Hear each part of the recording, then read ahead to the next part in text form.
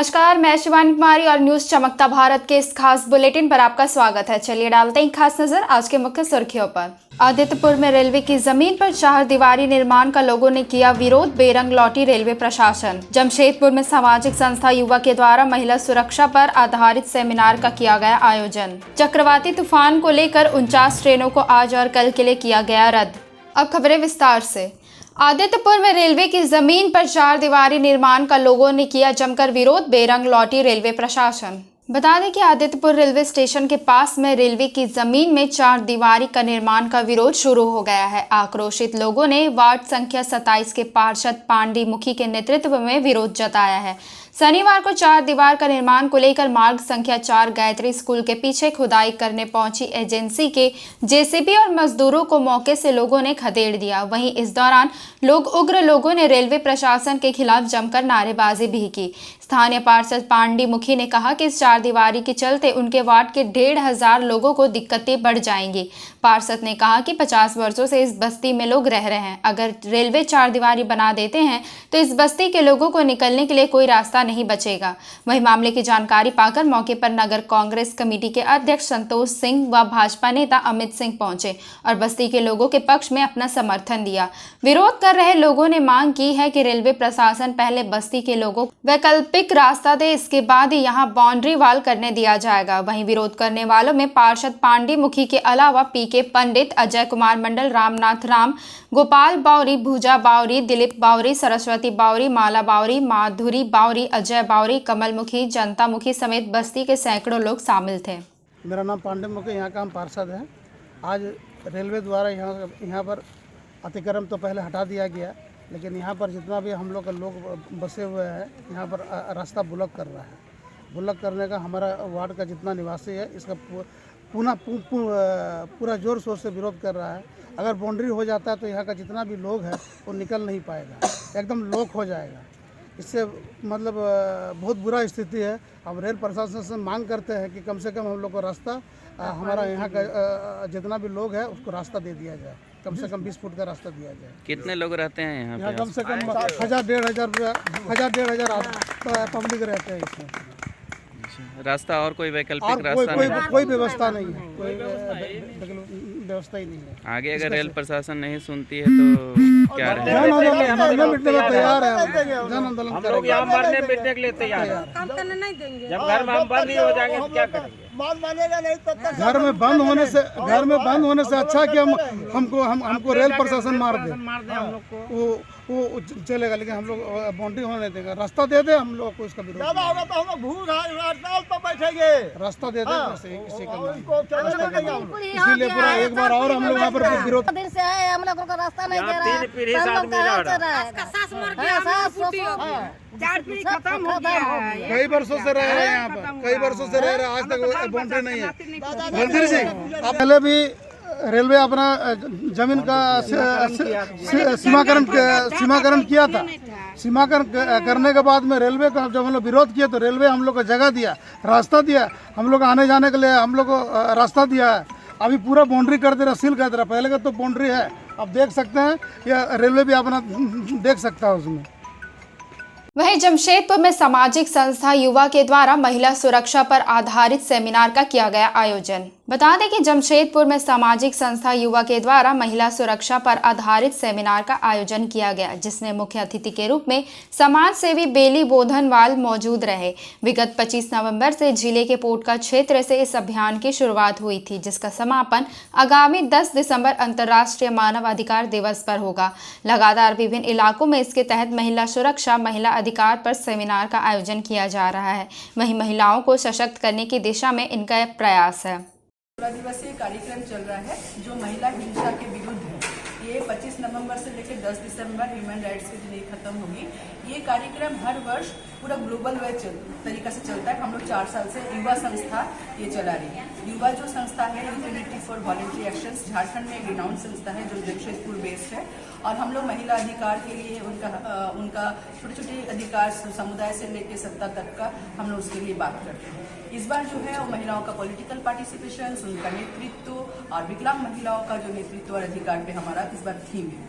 तो इस पे हमारा आज रीथिंक कार्यक्रम है। रीथिंक का मतलब है कि जो भी कार्यक्रम बहुत पॉलिसीज एक्ट बनी है उसको नए सिरे से आपको सोचने की जरूरत है, क्योंकि बन तो जाती है लेकिन वो इम्प्लीमेंट नहीं हो पाती है। इम्प्लीमेंट क्यों नहीं हो पाती है, कहाँ पर खामियां हैं, कहाँ पर जो विकलांग महिलाओं या विकलांग साथियों का हित में नहीं जाता है, इसको लेके एक सोचना है। इसको सोचने के बाद हम लोग जो भी फैक्ट फाइंड होगा उसको निकालेंगे, निकाल के हम लोग आगे राष्ट्रीय स्तर पर इसका एडवोकेसी करेंगे। कहाँ से महिलाएं आई है? यहाँ पर आज महिलाएं जो आई है पूरा पूर्वी सिंहभूम से तो आई ही है, इसके अलावा पश्चिम सिंहभूम और सरायकेला खरसावां से भी आई।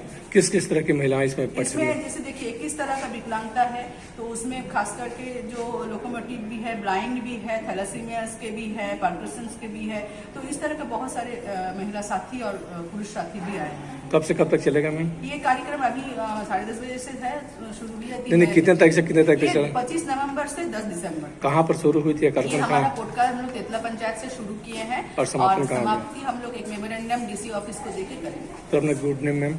मेरा नाम है बर्णाली चक्रवर्ती, मैं युवा की सचिव। बता दें कि चक्रवाती तूफान को लेकर 49 ट्रेनों को आज और कल के लिए किया गया रद्द। चक्रवाती तूफान को लेकर 49 ट्रेनों को आज और कल के लिए रद्द किया गया है। आपको बता दें कि चक्रवाती तूफान जवाद को लेकर झारखंड व ओडिशा में रेलवे ने हाई अलर्ट जारी कर दिया है।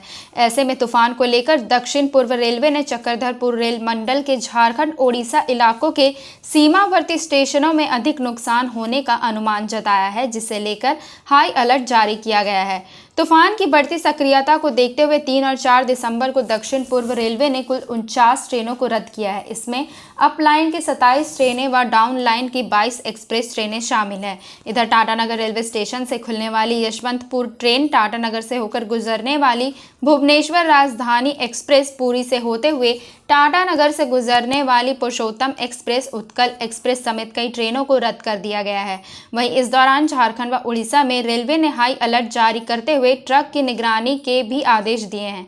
टाटानगर रेलवे स्टेशन में यात्रियों को परेशानी ना हो, इसे लेकर टाटानगर रेलवे स्टेशन में रेल प्रबंधन द्वारा हेल्प डेस्क भी बनाया गया है। देवघर में टैक्स जमा करने में डिफॉल्टर 6382 वाहन मालिकों के पास 4 करोड़ से अधिक बकाया, अब हो रही है कार्रवाई। बता दें कि देवघर के व्यावसायिक और अन्य वाहनों का टैक्स बकाया रखना वाहन मालिकों को अब महंगा पड़ेगा। इसकी वसूली करने को लेकर जिला परिवहन विभाग ने शिकंजा कसने और बकाया टैक्स वसूलने की तैयारी प्रारंभ कर दी है। ऐसे में बगैर बकाया टैक्स का भुगतान किए वाहनों को सड़कों पर चलना महंगा पड़ेगा। इस बाबत जानकारी देते हुए देवघर के जिला परिवहन अधिकारी शैलेंद्र रजक ने बताया कि परिवहन विभाग का वर्षों से व्यावसायिक व अन्य वाहनों पर करीब 4 करोड़ रुपए बकाया है। यह बकाया करीब 6382 वाहनों पर है, जिन्होंने वर्षों से वाहन टैक्स का भुगतान नहीं किया है। वहीं डीटीओ ने बताया कि पिछले 2 वित्तीय वर्ष के वाहन टैक्स के बकायेदारों को नोटिस भेजने की प्रक्रिया प्रारंभ कर दी गई है। इस जिले में टैक्स डिफॉल्टर वाहन के रूप में चिन्हित किए गए हैं, जिन पर उनको अखबार के माध्यम से नोटिस निर्गत किया जा रहा है। अभी लगातार उनको नोटिस दी जा रही है। साथ ही साथ डिमांड नोटिस भी इशू किए जा रहे हैं। वर्तमान में जिला नीलाम पत्र पदाधिकारी जो संविदा के आधार पर नियुक्त किए गए हैं हम लोग के देवघर जिला में, उनके माध्यम से भी नीलाम पत्रवाद की कार्रवाई के माध्यम से उनसे राशि की वसूली की जा रही है। जो भी वाहन मालिक अगर जो टैक्स डिफॉल्टर्स हैं अगर राशि जमा नहीं करते हैं, उन पर नियम संगत पहले नोटिस किया जाता है। इसके बाद अगर वो उनके बाद भी नहीं करते हैं तो कुर्की जब्ती है, वारंट है और उस मामले में उनकी गिरफ्तारी भी की जा सकती है। कितनी समय? अभी लगभग सन्निहित राशि 4 करोड़ से ऊपर ही है जो इन वाहनों के बकाया है। कौन कौन से वाहन? इसमें कमर्शियल वाहन, ज़्यादातर मैक्सिमम कमर्शियल वाहन हैं जो टैक्स डिफॉल्टर्स हैं। इसमें आपके ट्रैक्टर भी हैं, ऑटो भी हैं, इस तरह के वाहन भी हैं इसमें। जमशेदपुर राशन डीलर एसोसिएशन ने की एक बैठक, जिला से लेकर प्रखंड तक के सभी डीलर रहे मौजूद। बता दें कि जमशेदपुर राशन डीलर एसोसिएशन ने एक बैठक की है। इस बैठक में जिला से लेकर प्रखंड तक के सभी डीलर मौजूद रहे। वहीं बैठक का उद्देश्य संगठन को मजबूत करना और सरकार से मिलने वाली कमीशन पर चर्चा करना है। आपको बता दें कि राशन डीलर एसोसिएशन ने अपनी कमेटी का विस्तार करना शुरू कर दिया है। उधर कमेटी के विस्तार के बाद एसोसिएशन एक मंच पर दिखेगा। फिर अपने अधिकार की मांग को लेकर आंदोलन करने की ज़रूरत तो एसोसिएशन के सदस्यों की संख्या ज़्यादा होगी। उधर इसी उद्देश्य से आज एक बैठक की गई और संगठन को विस्तार करने पर चर्चा किया गया। कमेटी का विस्तार, उसका गठन, विभिन्न योजनाओं सरकार से प्राप्त हो रहे उस पर चर्चा, सारे मुद्दों पर चर्चा, जिला में हो रहे जनवरी में जिला सम्मेलन की तैयारी को लेकर के प्रखंड से सभी गणमान्य व्यक्ति अध्यक्ष जी लोग को बुलाए थे, जिसमें 50 से 60 लोग उपस्थित हुए थे। सभी ने अपना सहमति प्रदान किए कि जिला के कमेटी का विस्तार होनी चाहिए, कोष का गठन होनी चाहिए और जो भी समस्या आएगी डीलरों को उसको मिलजुल कर हल करने की बात हुई। सर ग्रामीण क्षेत्र हम लोग कहा है कि माल सही वजन नहीं मिलता है। डीएसडी जो है मनमानी करता है, प्रशासन उस पर ध्यान नहीं देता है। डीएसडी में मनमानी करने का तरीका क्या है कि जितने एफसीआई गोडाउन में जितने लेबर हैं सब 20 साल 25 साल से जुड़े हुए हैं, सभी को हम लोग हटाने के डीसी से मांग करेंगे और सभी को वहाँ से चेंज करके दूसरे लोगों को बैठाने का काम करेंगे, क्योंकि वो लोग ना एजीएम का बात सुनता है ना डीएसडी का बात सुनता है। हर एक बोरा में 1 से 2 किलो हम लोग का माल कम मिलता है। विरोध करते हैं तो धमकी देता है, दुकान तक सही माल नहीं पहुँचाता है, गरा सरा माल भेज देगा। ऐसी स्थिति में हम लोग को दुकान चलाने में थोड़ा दिक्कत हो रही है और पब्लिक को पूरा राशन देने में भी दिक्कत होता है। हम लोग क्या है कि पब्लिक से खुशी से जो हम लोग को अगर सहयोग कर दिया 1-2 किलो तो रखते हैं, नहीं तो किसी का ज़बरदस्ती हम लोग कटौती करने का पक्ष में नहीं है, क्योंकि सरकार ने हम लोग यही पोस्ट मशीन को तार से कनेक्ट कर दिया है, इसमें कम देने का सवाल ही नहीं है। लेकिन प्रशासन ने निर्णय ले कि डीलरों को भी सही मात्रा में राशन मिले ताकि डीलर जो है लाभों के बीच में सही मात्रा में दे। बहुत सारी समस्या नेटवर्क की आई है तो हमने स्पष्ट कर दिया कि नेटवर्क जहाँ समस्या वहाँ उपवास भी बांटने की सरकार ने व्यवस्था की है। ऐसी स्थिति में कोई भी लाभों को बिना राशन के घुमाना नहीं है दुकान से। इसके लिए जो भी हो जाए राशन दे के ही उसको भेजना है। इसीलिए इसमें लाभों को दिक्कत नहीं होनी चाहिए। डीलरों को समझा दिया गया है, सभी प्रखंड में अपने लोग इस तरह से वितरण करेंगे। अन्य योजना जो गरीबी रेखा से नीचे है, पीला कार्ड है, लगभग 1450 डीलर्स हैं। तो हम लोग चाह रहे हैं कि कोई जो संगठन पहले चल रहा है वो मृत प्राय है। सही कोई लोग, बहुत सारे लोग बुजुर्ग हो गए हैं, संगठन ढंग से काम नहीं हो रहा है। तो ही प्रदेश अध्यक्ष का आदेश आया है कि पूर्वी सिंहभूम जिला में संगठन को मजबूत करना है, जिसमें 15 ब्लॉक में सभी क्षेत्र में अभी बैठक चल रहा है। अभी हम लोग आज ग्रामीण क्षेत्र के लोगों को बुलाए थे, शहरी क्षेत्र के लोगों को हम लोग 1 हफ्ता 10 दिन के बाद फिर बैठक करेंगे और जनवरी में हम लोग पूरा 1450 डीलर का महासम्मेलन होगा, जिसमें हम लोग की आशा है कि माननीय मुख्यमंत्री जी से, माननीय खाद्य मंत्री जी से आने का हम लोग आग्रह करेंगे। यदि सहमति मिल जाएगा तो हम लोग यहाँ बहुत बड़ा पूरा पूर्वी सिंहभूम जिला का डीलर लोग का हम लोग सम्मेलन करेंगे यहाँ पे। सर डीलर अभी आज के समय में बहुत कम है, 1 रुपया किलो मिलता है। जब एक मामूली सा यदि हम लोग चाय यदि पीने जाते हैं बाज़ार में, कहीं ठेला पे यदि चाय पीने जाते हैं तो कम से कम 5-6 रुपये लगता है। वैसा स्थिति में डीलर भूखमरी के कगार पर है और हम लोग चाहते हैं कि जनता हो, किसी को तकलीफ नहीं हो। सरकार के बहुत सा ऑप्शन है जो राशन वितरण करने के लिए, जिसमें पोएस मशीन दिया हुआ है। पोएस मशीन में आपका सर्वर का बहुत समस्या आ रही है, जिसमें अभी 2G का सिम लगा हुआ है। आज 4G और 4G भी ठीक से काम नहीं कर रहा है। और यहाँ आपका पोएस मशीन में 2G का सिम लगा हुआ है, जिसमें शहर और ग्रामीण दोनों जगह का डीलर उसमें आज तो देहाती। जुगसलाई के पुरानी बस्ती रोड स्थित तेल लाइन में फैजाने गौसुल आजम का आयोजन किया गया। जुगसलाई के पुरानी बस्ती रोड स्थित तेल लाइन में फैजाने गौसुल आजम का आयोजन किया गया। इस दौरान सैकड़ों लोगों के बीच लंगर का वितरण किया गया। वहीं बताया गया कि इस लंगर में हर समुदाय के लोग शामिल होते हैं और लंगर ग्रहण करते हैं। मोहम्मद नदी में तेल लाइन हमारे पुश्तैनी से यहाँ लंगर आम किया जाता है। हमारे वालिद साहब मरहूम पूजा के टाइम से ही होया जा रहा है और हमारे सब भाई के हम लोग खुद करवाते हैं लंगर आम। हर समुदाय के लोग यहाँ आते हैं और लंगर आम खाकर जाते हैं और हम यही दुआ करते हैं कि हमारे हिंदुस्तान में अमन शांति बनाए रखे और कोरोना से निजात पाया जाए, और इसीलिए हम लंगर आम करा रहे हैं। और ये हर समुदाय के लोग आते हैं, हिंदू मुस्लिम सब भाईचारे बना के रहते हैं। किस शुभ अवसर पे हो रहे हैं? ये गौश पाक के लंगर है, हर साल कराते हैं। 11वीं शरीफ जिसे बोलते हैं, हमारे पीर बुजुर्ग है, गौश पाक के नाम से ये लंगर कराया जाता है। कितने लोगों का टारगेट लेके चल रहे हैं? ये तो टारगेट नहीं है, हम दावत है ना, तो कम से कम हम 2 क्विंटल का इंतजाम किया गया है ये आम दावत है, कितने लोग भी आके खा के जा सकते हैं। ये कोई इनवाइट नहीं किया जाता है कि हमारे गौस पाक के नाम से किया गया एक लंगर है आम उच्च से। शुभ नाम क्या हुआ आपका? मेरा नाम मोहम्मद नजीब हुआ। वहीं मुख्यमंत्री पशुधन योजना के तहत सरायकेला जिले के गम्हरिया प्रखंड में बांटे गए बत्तख के चूजे। एक और सरकार के द्वारा आपके अधिकार आपकी सरकार आपके द्वार की सफलताएं रोज देखने को मिल रही हैं, तो वहीं सरकार की कल्याणकारी योजनाओं में से एक मुख्यमंत्री पशुधन योजना का लाभ मिलने के बाद ग्रामीण क्षेत्रों के लाभुकों में काफी ज्यादा आत्मविश्वास और खुशी का माहौल देखा जा रहा है। बता दें कि सरायकेला जिले के गम्हरिया प्रखंड कार्यालय के प्रांगण में कल्याण विभाग के द्वारा 45 लाभुकों का चयन कर प्रति लाभुकों को 15 बत्तख के चूजे 100% अनुदान में दिए गए, जिससे लाभुक काफी ज्यादा खुश दिखाई दिए। वहीं दूर दराज के पंचायतों से आए लाभुकों ने बताया कि अनुदान में मिलने की वजह से वे चूजों का लालन पालन बहुत अच्छे तरीके से कर पाएंगे एवं भविष्य में इससे अच्छा मुनाफा भी मिलने की संभावनाएं हैं। वहीं महिला लाभुक ने भी अपनी खुशी जताते हुए बताया कि पूर्व में बत्तख पालन करते थे लेकिन उन्हें चूजे खरीदने पड़ते थे, लेकिन अनुदान में मिलने की वजह से चूजों के पालन पोषण में उन्हें और ज्यादा सुविधाएं मिलेंगी। कार्यक्रम की जानकारी देते हुए प्रखंड पशुपालन पदाधिकारी ने बताया कि खाकी कैम्बेल नस्ल के बत्तख के चूजे लाभुकों को दिए जा रहे हैं, जो कि ज्यादा अंडे भी देती है और उनके लिए सरकार की तरफ से दवाइयां एवं आहार भी उपलब्ध कराए जा रहे हैं। यह योजना जो मुख्यमंत्री पशुधन विकास योजना जो है, इसमें खाकी कैम्बेल नस्ल के जो बत्तख के चूजे वो वितरण किए जा रहे हैं कल्याण विभाग की तरफ से। और इनमें खाकी कैम्बेल नस्ल के जो चूजे हैं, ये जब बड़े हो जाएंगे, बत्तख बनेंगे, तो इसमें मादा जो है उनकी अंडा देने की क्षमता काफ़ी ज़्यादा है। तो वो साल में 250 से ऊपर अंडा या 280 अंडा प्रति वर्ष जो है उनका उत्पादन की क्षमता है। और यह पूरा 100% अनुदान पे लाभुकों के बीच वितरण की जा रही है। और पशुपालन विभाग की तरफ से भी यह योजना जो है ये 90% अनुदान पे संचालित की जा रही है, जिसमें कुछ वितरण हुआ है। और फिर आगामी वर्ष के लिए भी हम लोग फॉर्म कलेक्शन ले रहे हैं। मेरा नाम संजय हंसदा है, मैं डुमरा पंचायत के बदौगड़ा ग्राम से आते हैं।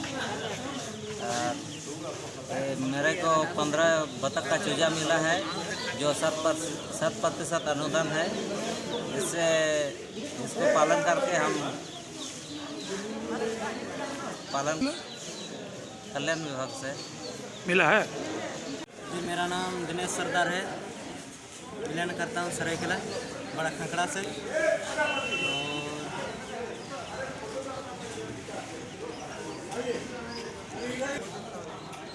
कल्याण विभाग से 7% बत्तख मिला है, 15 ठो। पैसा लगा? पैसा लगा इसका? नहीं। मेरा नाम संभाजी माझी है, गाँव रायबसा पंचायत स्कूल।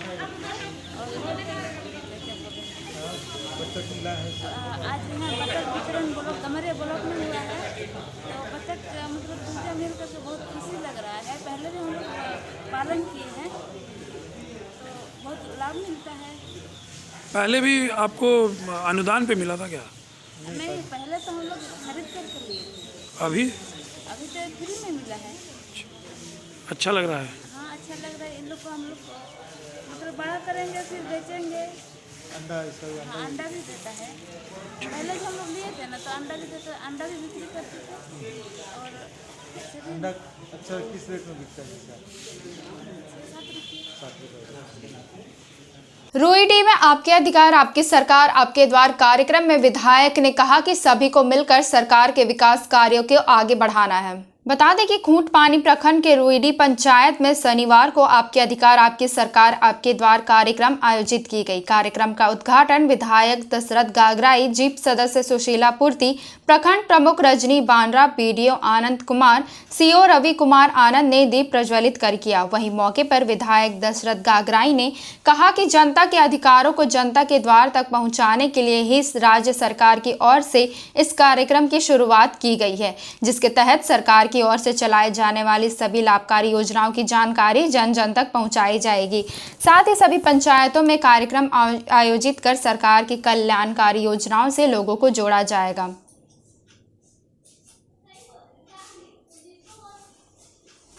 देख लीजिए एक बार। मैं इस पर कहना चाहूँगी कि आज देखिए, आज के दिन आज जावेद तूफानी चक्रवर्ती भी है, इसके बावजूद भी लोग इतने उत्साहित है कि आपका द्वार आपके द्वारा आपकी सरकार आज के कार्यक्रम में इतने भागीदारी, इतना अच्छा से लोग फिर भी आए हैं। तूफान को साइड में देखते हुए भी लाभ लेने के लिए आज उत्साहित होकर के लोग, बड़ी मौसम खराब है फिर भी लोग कतार में इतना लाइन लगे हुए हैं ताकि वंचित ना हो, पेंशन से वंचित ना हो, और भी हमारी सरकार से लाभ से योजनाओं का लाभ लेने के लिए काफ़ी लोग उत्साहित होकर के आज लाइन लगे। अच्छा मैडम, इसका मुख्य उद्देश्य क्या है? मुख्य उद्देश्य ऐसा था कि पूर्व की जो हमारी सरकार ने इंदिरा आवास में टारगेट दिए थे और विधवा पेंशन, वृद्धा पेंशन में भी टारगेट लगे हुए थे, लेकिन बहुत लोग नाराज थे। लेकिन आज इस सरकार ने आज उस टारगेट से मुक्त कर दिए लोगों को, खुशी से कि सबको लाभ मिले करके यहाँ पे आ रहे हैं। आज का कार्यक्रम में कौन कौन शामिल थे? आज के कार्यक्रम में यहाँ हमारे माननीय विधायक दशरथ गगराई थे, प्रखंड प्रमुख रजनी भाटरा जी थी और जिला परिषद सदस्य भागवन सुशीला पूर्ति, भाग 2 सानगी बांड्रा जी और मुखिया काफ़ी संख्या में और पब्लिक वीडियो सीओ सब उपस्थित। Thank you. गोपालपुर गांव में जनहित संघर्ष समिति की ओर से आयोजित 3 दिवसीय फुटबॉल प्रतियोगिता संपन्न, विजेता टीम हुए पुरस्कृत। बता दें कि खरसावां प्रखंड अंतर्गत गोपालपुर गांव में जनहित संघर्ष समिति की ओर से आयोजित 3 दिवसीय फुटबॉल प्रतियोगिता शुक्रवार को संपन्न हो गई, जिसमें पुरुष वर्ग में 40 व महिला वर्ग में 8 टीमों ने हिस्सा लिया। फुटबॉल प्रतियोगिता के समापन समारोह में मुख्य अतिथि के रूप में स्थानीय विधायक दशरथ गागराई, विशिष्ट अतिथि के रूप में युवा कांग्रेस के जिला अध्यक्ष प्रेमेंद्र कुमार मिश्रा, चक्रधरपुर के विधायक प्रतिनिधि जय जगन्नाथ प्रधान शामिल हुए। वहीं फुटबॉल प्रतियोगिता का फाइनल मैच रंगा स्पोर्टिंग क्लब राजनगर व LG ग्रुप के बीच खेला गया, जिसमें टाई ब्रेकर से रंगा स्पोर्टिंग क्लब की टीम विजेता रही। साथ ही विजेता टीम को 90,000 व उप विजेता रहे LG ग्रुप को 60,000 रुपए नगद राशि देकर अतिथियों के द्वारा पुरस्कृत किया गया। वहीं तीसरे स्थान पर रहे शहीद निर्मल महतो रुगड़ी की टीम को 30,000 रुपए नगद राशि देकर पुरस्कृत किया गया। गांव में जनहित संघर्ष समिति के द्वारा 3 दिवसीय फुटबॉल प्रतियोगिता हंसी उल्लास के साथ आज समापन मैच में आने का अवसर मिला और हर साल की भांति इस साल भी जनहित संघर्ष समिति के द्वारा बहुत ही सुंदर खेल का प्रदर्शन करते हुए 3 दिवसीय फुटबॉल प्रतियोगिता आयोजन किया गया, जिसके बगैर मुख्य अतिथि क्षेत्र के लोकप्रिय विधायक दशरथ गगराई जी थे, विशिष्ट अतिथि के रूप में चिकू मिश्रा जी थे और विभिन्न प्रकार के जितने भी आयोजनकर्ता, मैं सबका हृदय दिल से धन्यवाद देना चाहूँगा कि आप लोग ने इस खेल को आयोजन हर साल करते आ रहे हैं और निश्चित रूप से झारखंड सरकार की ओर से जिस तरह से खेल के प्रति रुझाव देखने को मिल रही है, आने वाले दिनों में राष्ट्रीय और अंतर्राष्ट्रीय लेवल पर फुटबॉल को एक अच्छा स्थान मिलेगा और खरसवा विधानसभा क्षेत्र में जिस तरह से फुटबॉल प्रतियोगिता आयोजित दिन देखी जा रही है, मैं समझता हूं कि क्रिकेट के बाद फुटबॉल एक राष्ट्रीय स्तर में बहुत बड़ा खेल के रूप में उभर रहा है। अच्छा, आपका शुभ नाम? मैं अनूप सिंह देव, जिला प्रवक्ता, झारखंड मुक्ति मोर्चा, सरायकला खरसवा। धन्यवाद। देखिए, सबसे पहले तो मैं जनहित संघर्ष समिति गोपालपुर के प्रेसिडेंट है साहब चिंतामणि महतो जी को, और उन्होंने जिस प्रकार इस वर्ष 25वीं यहाँ पर जन्मदिवस के तौर पर 3 दिवसीय फुटबॉल प्रतियोगिता आयोजन करी ही, सिल्वर जुबली पे तौर पर, हालांकि बेहद ही सुखद समृद्ध रहा, एक शानदार समापन रहा और इसमें काफ़ी सुंदर तरीके ने हमारे जो कार्यकर्ता गण थे गोपालपुर जनहित समिति के, सबों ने अच्छी भागीदारी निभाई, इसके लिए सबों को धन्यवाद देना चाहेंगे। और इस टूर्नामेंट में खास तौर पर देखा जाए तो कुल 48 टीमों को यहाँ पर डिमांड की गई थी, किंतु किसी कारण वजह से जो है 40 टीमों ने भाग लिया। और इसी बीच अगर हम लोग बात करें महिला फुटबॉल प्रतियोगिता की, तो महिला टीमों ने कुल मिला के 8 टीम डिमांड किए गए थे और पूरी तरह से 8 टीम फुलफिल वहाँ पर पार्टिसिपेटिंग करें। और जहाँ पर बेहतरीन प्रदर्शन करते हुए महिला टीम जमशेदपुर की टीम जो है विजय पताका यहाँ पर लहराई और विनर कर गए। और डी स्पोर्टिंग की टीम सेकंड प्राइज। अगर हम लोग पुरुष वर्ग से बात करें, युवा टीमों की अगर बात करें, तो यहाँ पर कुल 40 टीमों ने भाग लिए और 40 टीमों के बीच में से 5 टीमों को जो है जनहित संघर्ष समिति गोपालपुर की ओर से पुरस्कृत की गई है।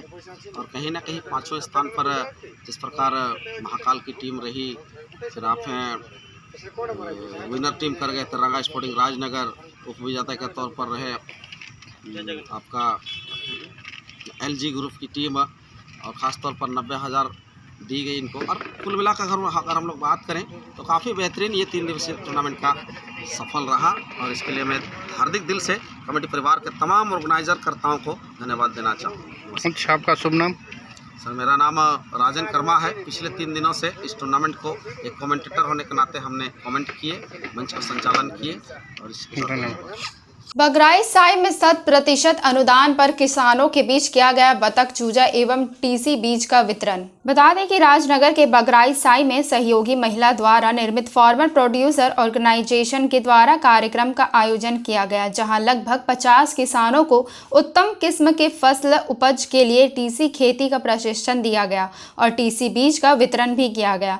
किसानों को प्रशिक्षण देने कृषि विज्ञान केंद्र सरायकेला खरसावां वरिष्ठ वैज्ञानिक सह प्रधान डॉक्टर अरविंद कुमार मिश्रा, सुरेंद्र कुमार मुंडा, डॉक्टर लिली मैक्सिमा किस्पोटा के द्वारा टीसी खेती का प्रशिक्षण दिया गया। साथ ही साथ विभिन्न फसलों को रोग मुक्त के तरीकों की जानकारी दी गई। रबी फसल के बारे जानकारी व प्रशिक्षण भी दिया गया ताकि किसान उत्तम किस्म के फसल की पैदावार कर सके।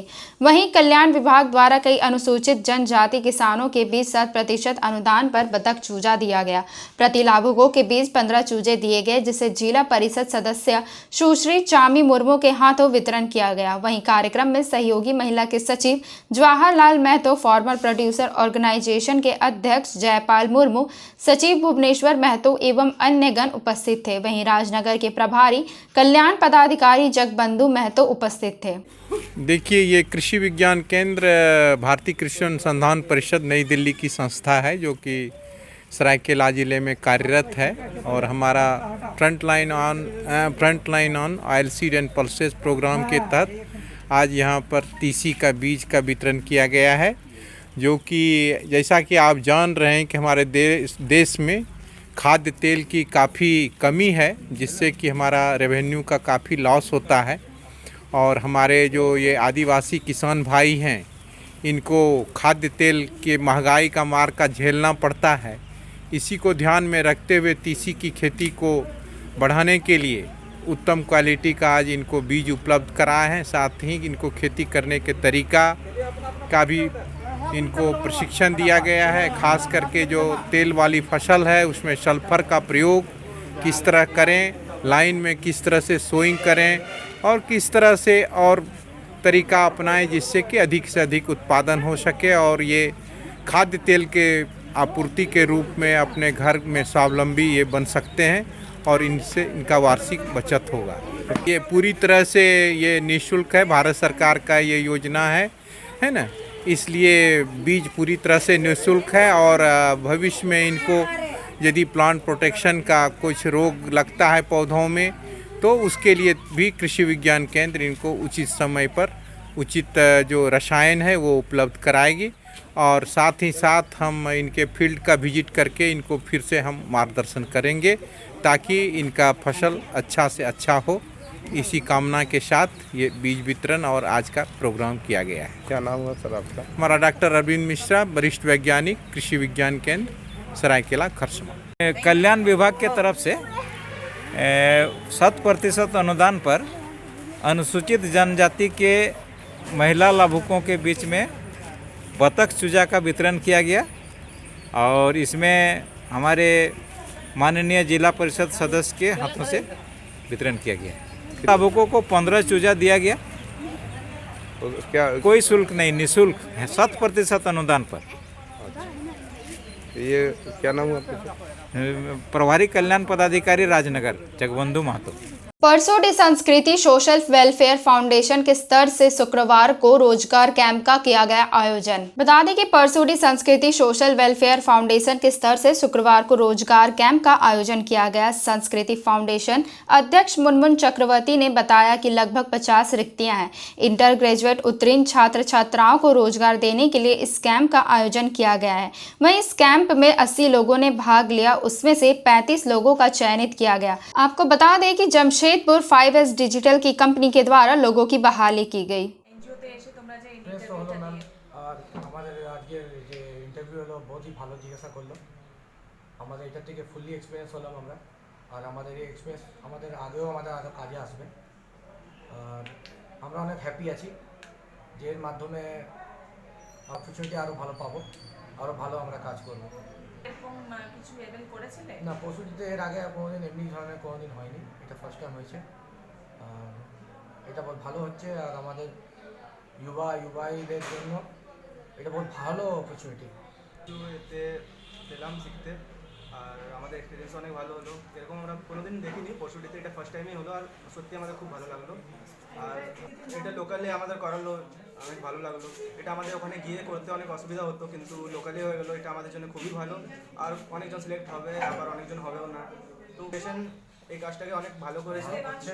আর আমাদের হবে কি হবে না সেটা জানি না, কিন্তু হলে আমরা খুব খুশি হব। এটা বহুতই ভালো হচ্ছে, সত্যি কথা, এটা ঠিকই হচ্ছে। আর আমরা এইটার মাধ্যমে আমরা বহুত হ্যাপি আর আমরা এগিয়ে যাচ্ছি। हेलो, ये अपॉर्चुनिटी जो मिला है मुन्नी मैडम की ओर से, जो हम लोग को अपॉर्चुनिटी दे रही है, बहुत अच्छा है और ये लोकली प्रोवाइड कर रही है। बुरोकोटो गांव में 2 दिवसीय असंगठित श्रमिक प्रशिक्षण कार्यक्रम का हुआ आयोजन। बता दें कि राष्ट्रीय श्रमिक शिक्षा एवं विकास बोर्ड क्षेत्र निर्देशालय जमशेदपुर के तत्वाधान में शनिवार को खरसावां प्रखंड अंतर्गत बूढ़ोघोटो गांव के आंगनबाड़ी केंद्र में 2 दिवसीय असंगठित श्रमिक प्रशिक्षण कार्यक्रम का आयोजन किया गया। वहीं कार्यक्रम के समापन में बोर्ड के वरिष्ठ शिक्षा पदाधिकारी राजकिशोर गोप ने कहा कि जानकारी के अभाव में ग्रामीण क्षेत्र के श्रम बल सरकारी योजनाओं के लाभ से वंचित है, जिसका मुख्य वजह श्रमिकों के मध्य अशिक्षा है।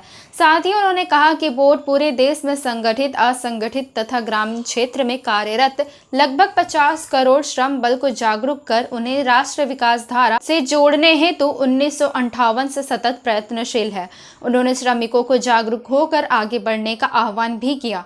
कार्यक्रम का संचालन बोर्ड के कार्यक्रम समन्वयक श्री हेम सागर प्रधान ने किया। उन्होंने श्रम योगी मानधन योजना, आयुष्मान भारत योजना, कौशल विकास योजना, ई श्रम कार्ड निबंधन प्रक्रिया के बारे में प्रतिभागियों को जानकारी दी। इस कार्यक्रम में कुल 40 महिला एवं पुरुषों ने भाग लिया।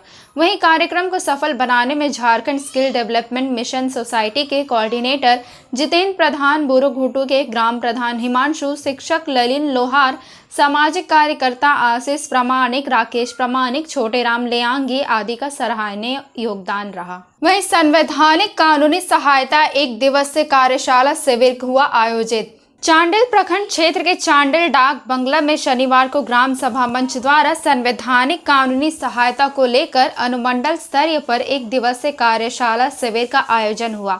वहीं कार्यशाला शिविर की शुरुआत डॉक्टर भीमराव अंबेडकर के चित्र पर माल्यार्पण कर प्रारंभ की गई।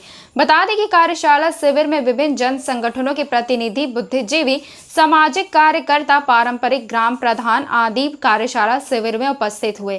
कार्यशाला शिविर को कोलकाता हाई कोर्ट के एडवोकेट समित सान्याल मुख्य वक्ता के रूप में अपने विचार व्यक्त किए। उन्होंने कार्यशाला को संबोधित करते हुए कहा कि वर्तमान परिप्रेक्ष्य में मानवता व इंसानियत जैसे सद्गुणों का ग्राफ तेजी से गिरता जा रहा है। संविधानिक के मौलिक अधिकार, भारत के संविधान के 5वीं अनुसूची की प्रावधान, पेशा कानून, अनुच्छेद, नियम, अधिनियम, आदेश, अध्यादेश एवं सुप्रीम कोर्ट के जजमेंटों की जानकारी कमी के अभाव के कारण छोटी छोटी कानूनी अड़चनों में लोग फंसते रहते हैं। साथ ही जल, जंगल, जमीन व प्रकृति संसाधनों, खनिज संपदा, वन उत्पादन पर अवैध तरीके से हमारे अधिकार क्षेत्र से लुटाते जा रहे हैं। वहीं मानव शास्त्री अर्णव सेन ने भी शिविर में जानकारी साझा की। सरायकेला सिविल कोर्ट के एडवोकेट गौतम मुर्मू ने कहा कि संवैधानिक जानकारी के अभाव में ग्रामीण क्षेत्र के लोग अपने हक अधिकारों से वंचित रह जाते हैं। सरकारी विकास योजनाओं, राष्ट्रीय एवं राजकीय कल्याणकारी योजनाओं से भी वंचित हो जाते हैं। वहीं भारतीय आदिम परिषद के रूपाई मांझी ने ग्राम सभा 5वीं अनुसूची पर प्रकाश डाला।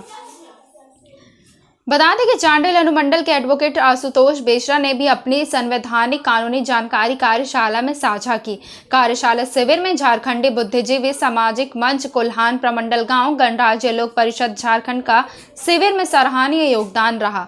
वहीं मौके पर वरिष्ठ सामाजिक कार्यकर्ता करमू चंद्र मार्डी, डॉक्टर रूपाई मांझी, श्रवण मार्डी, अमीन महतो, देवेन बास्के, दुलाल सिंह, सरदार करण, हंसदा, कमल सिंह मुंडा, कई सामाजिक संगठनों के कार्यकर्ता व प्रतिनिधि मुख्य रूप से मौजूद थे।